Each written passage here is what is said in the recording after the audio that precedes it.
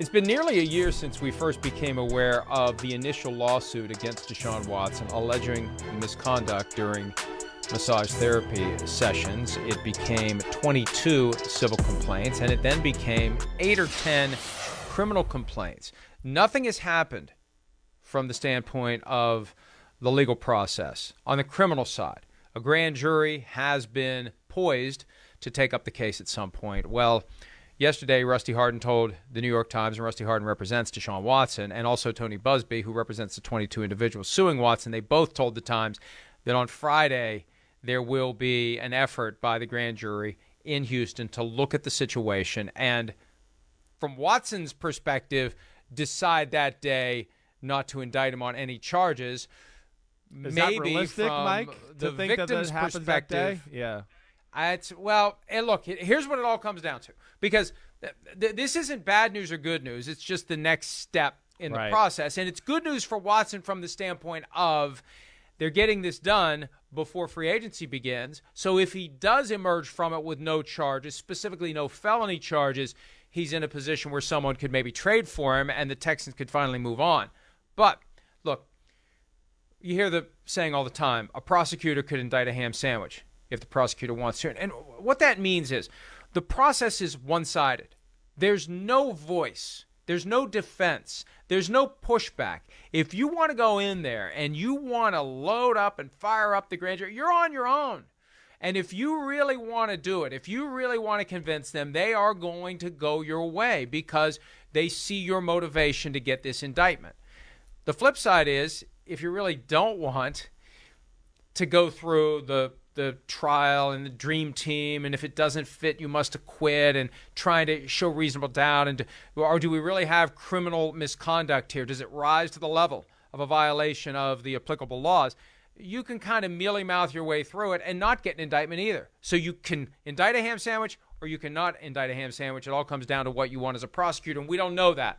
We don't know that. But if this prosecutor isn't motivated to take on what would be a high-profile trial and believe that she can get a conviction beyond a reasonable doubt, very high standard, then we could see no indictments of Deshaun Watson by the end of the day on Friday, which would lay the foundation for the Texans to try to work out a trade over the weekend and have something in place by Wednesday, whether it's Carolina. You know, I've seen suggestions of Washington. I still think that's a tough one to pull off when you consider what's gone on in that organization in recent years. You look at the allegations against Watson, the allegations against the team.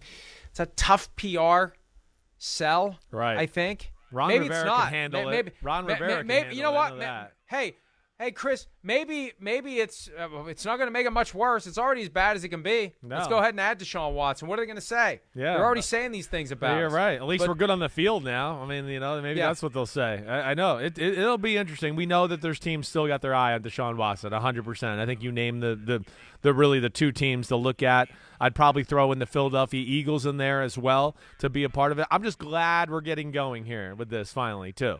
Just, for the Houston Texans and Nick Caserio, for himself, I mean, damn, we saw last week he tried his best to answer those questions. He's in a tough spot. He really is. And, yeah, for Watson and his own good, too. We'll see where it goes, but hopefully this does get a little resolved. I would think, yeah. I mean, I would think even if there's no indictments, right? I mean, if there's no indictments and everything goes good, I guess, yes, that's what I would think. Even though there's some other things maybe on the horizon, this would go a long way to appealing to an owner or GM that things are going in the right direction.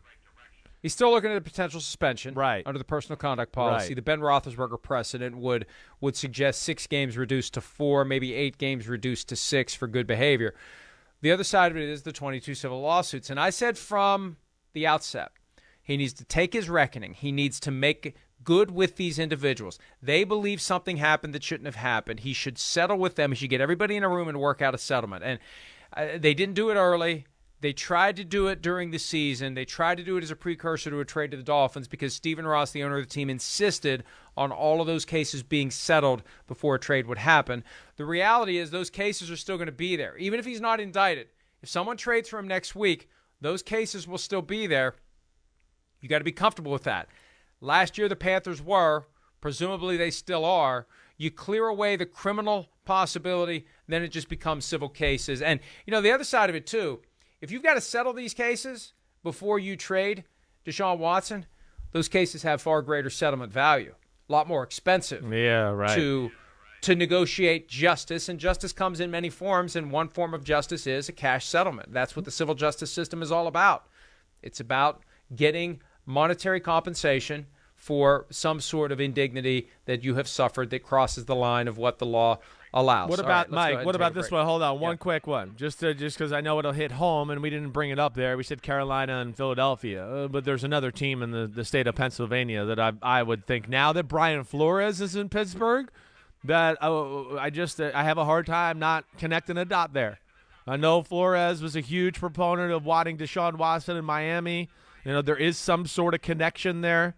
You know, as we've discussed, it seems like it all went downhill a little bit when Stephen Ross and Greer and whoever else decided to close the door on the Deshaun Watson thing, and it doesn't sound like Brian Flores was involved in the conversation.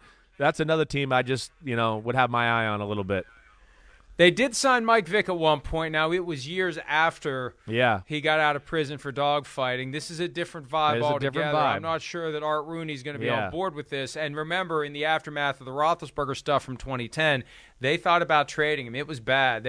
But they've been through this redemption journey once before with Roethlisberger. Maybe they learned from that if you show up and you win, and we've done our due diligence and we're comfortable that we understand what happened, what didn't happen, and there's no criminal charges, I wouldn't rule it out. For a team that currently is looking at Mason Rudolph as its primary option at quarterback, I wouldn't rule out Deshaun Watson because they got to do something better. Sorry, Mason. They got to do something better than Mason Rudolph. Hi, I'm Mike Tirico, and thanks for watching. Make sure to hit subscribe for the latest news and highlights from NBC Sports.